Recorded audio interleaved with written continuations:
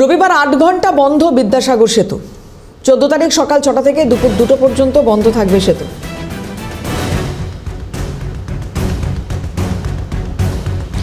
রবিবার 8 ঘন্টা বন্ধ থাকছে বিদ্যাসাগর সেতু। 14 তারিখ সকাল 6টা থেকে দুপুর 2টো পর্যন্ত বন্ধ থাকছে সেতু। রক্ষণাবেক্ষণের কারণেই এই সিদ্ধান্ত।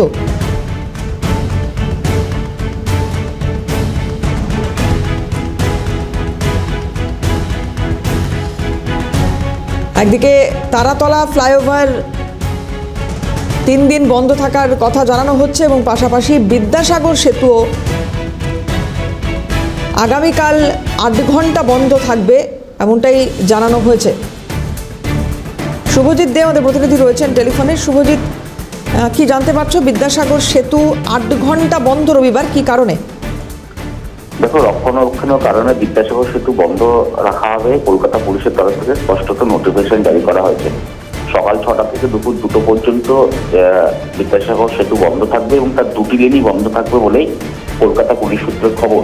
এর আগেও আমরা দেখেছি বিদ্যাসাগর সেতুর রক্ষণাবেক্ষণের কারণে বেশ কয়েক ঘন্টা বন্ধ রাখা হয়েছিল। আগামী রবিবার ফের আরো একবার সেতু রক্ষণাবেক্ষণের কারণে বন্ধ রাখা হবে বলে কলকাতা পুলিশ সূত্রের খবর। ধন্যবাদ শুভজিৎ। কথা বলছিলাম, শুভজিৎ দে ছিলেন টেলিফোনে।